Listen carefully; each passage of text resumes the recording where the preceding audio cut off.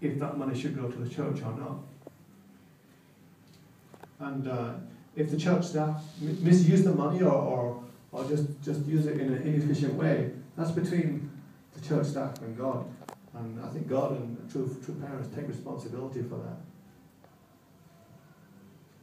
And even if you do give a tithe to the church and you feel like, God, they've just wasted that money, or in a lot of Christian churches, I was surprised when I was selling flowers on a flower stand, and this Christian minister pulled up in a Cadillac, a really fancy, obviously very expensive car, and I thought, wait a minute, isn't he supposed to be a Christian minister?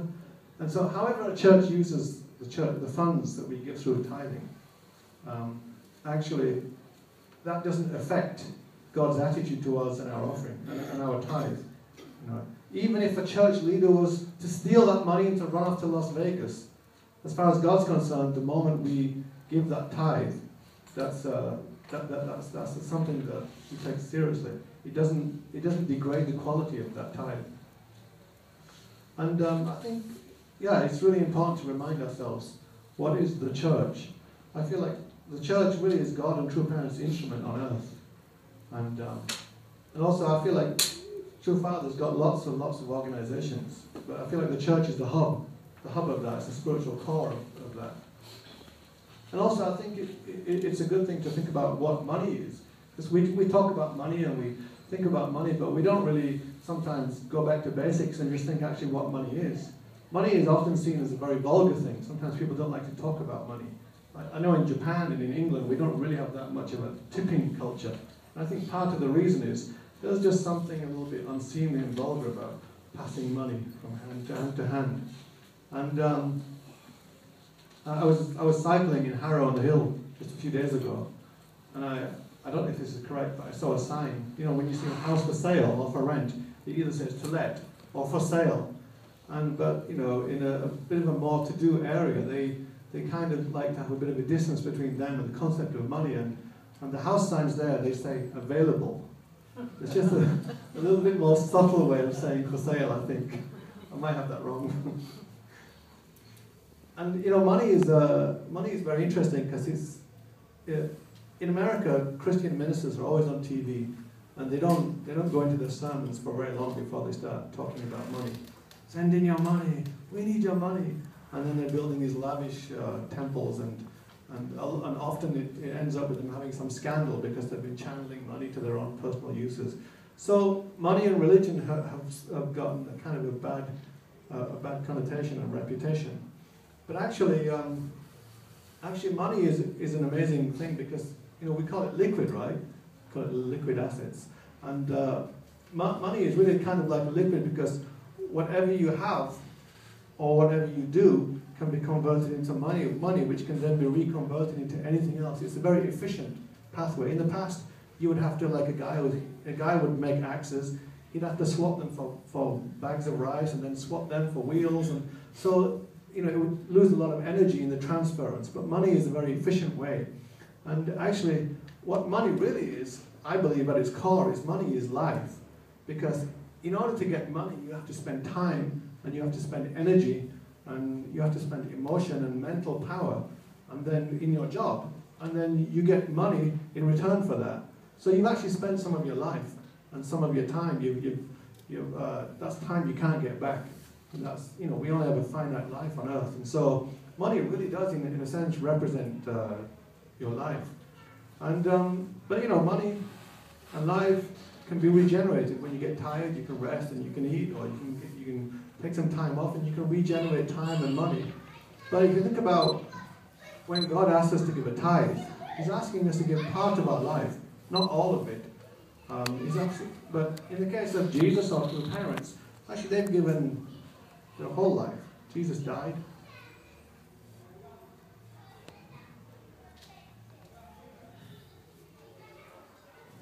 And true parents,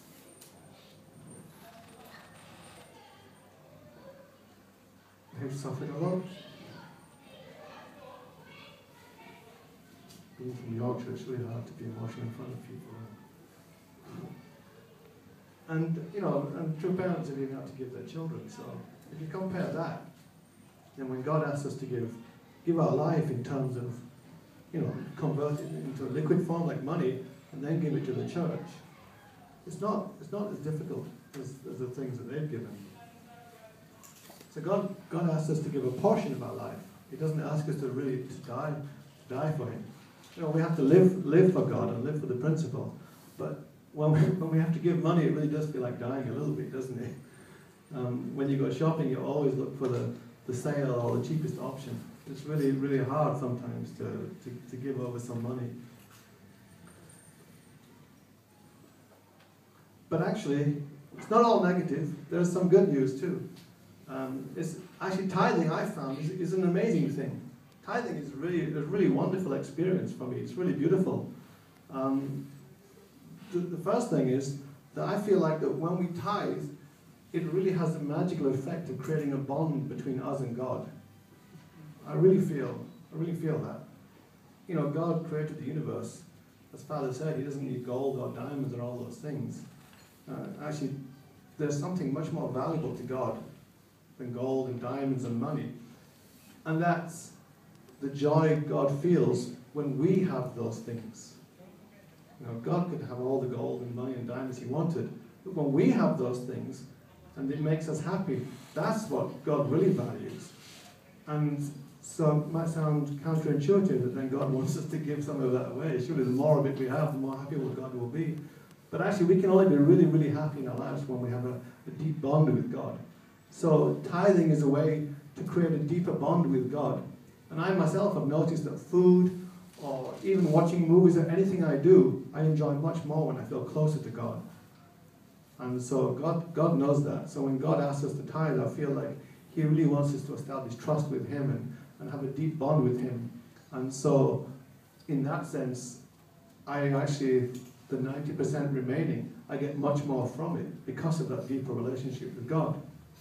And also, tithing is an amazing opportunity because your whole life you're trying to get closer to God and develop my relationship. I want to go to heaven. But it's, life just stretches out and you're not quite sure how much closer I'm getting. But actually when we're tithing, whether it's weekly or monthly, each time we tithe, that's a kind of, we've established trust with God and we've dealt fairly with God. And that's a sealed thing. We tithe and then it's done. That's 1 month in the bag, that's going on record with God in God's mind. That's just another example, another repeated example where we become trustworthy in God's eyes. And also I feel like this helps God to believe in us. We often talk about whether we believe in God, and it just seems almost silly to imagine that, do you think God ever struggles to believe in us? But actually I think so. Even the devil knows God exists. That's not what believing in somebody means. And we sometimes struggle to believe in God because we're not perfect, so it's hard to feel God's existence sometimes. But God knows we exist. He's 100% sure of that. Of course, He's God. But actually the question is, does God believe in us? And that's determined by how we deal with God or how we live.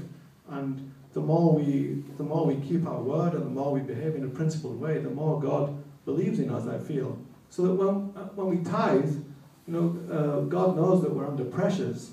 We've got financial pressures or emotional, and we don't necessarily want to give up 10%. But every time we do that, God knows we did that because we love Him and we have faith in Him. And we love our church community. And I feel like every time that happens, it's one more step up. God feels like He believes in us more, He trusts us more. And God, I feel like God is even emotionally moved by that.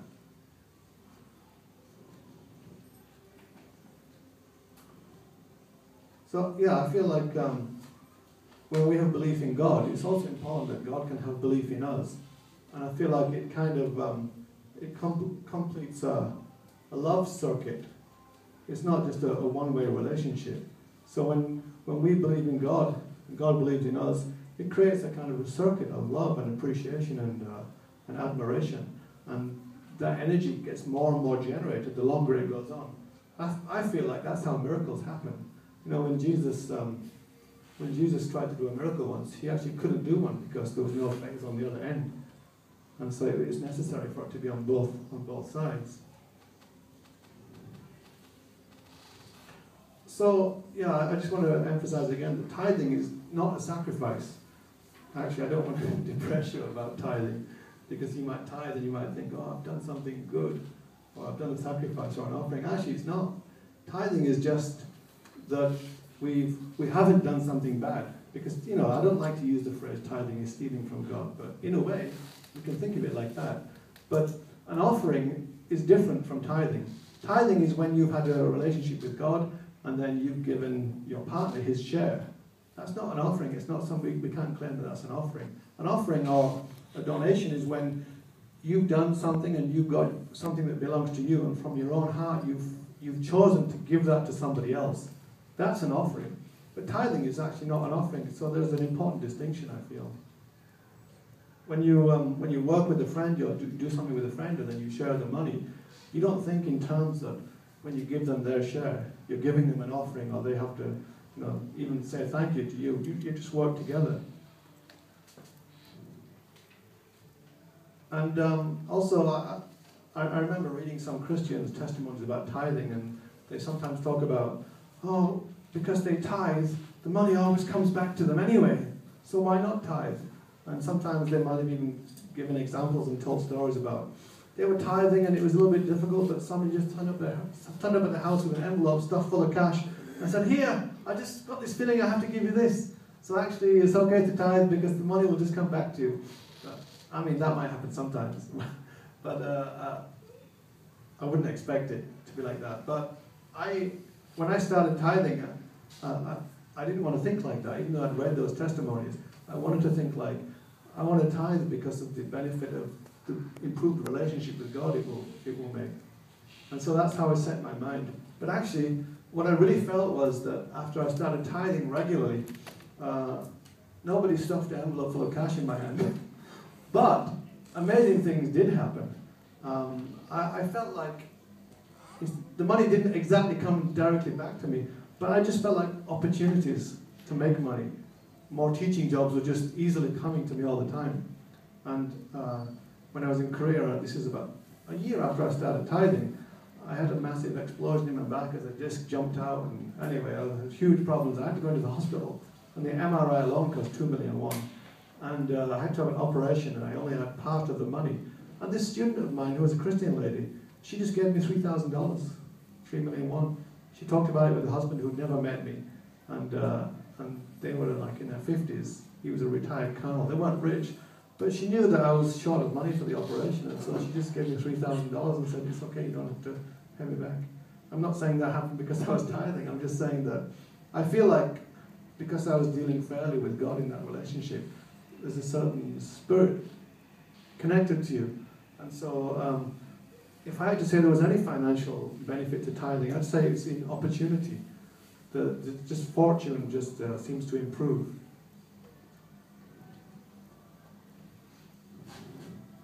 And actually, when I was in Korea for a while, because I wasn't really legal there, I was on a tourist visa, so I wasn't supposed to teach. So it wasn't easy to find teaching jobs. And for a long time, I was struggling to make ends meet. And I started tithing, and within a year or so, I had a surplus in my bank. Not a lot of money, but a few million won, and before that I'd always been like just making ends meet every week. I just got more teaching jobs, and of course then I had to make my effort too and work harder to take advantage of them. But I just feel like it wasn't a coincidence that I started tithing and that change happened in my life. And maybe we might feel, after I transitioned also from the church center to just home life, so many years went by when I didn't tithe. That can build a certain amount of momentum, and you can get into a rut, and you can feel like, well, even if I do start tithing now, what's the point? Because I've got all this debt with God, or all this bad history of not tithing. But I think, instead of thinking like that, just draw a line between you and the past, and just think about moving forward. So I really feel like God, when you have the attitude, God can just forgive and forget in that sense. I feel like when we have that sincerity, it moves God's mind, and even God is unable to resist like an overpowering urge to just forgive us and forget about that, and just also think about the future and moving forward. So when I tithe, I used to do this when I was an MFT, tithing itself, as I said, is not an offering. It's just dealing fairly with God. But the way in which we tithe, our comportment,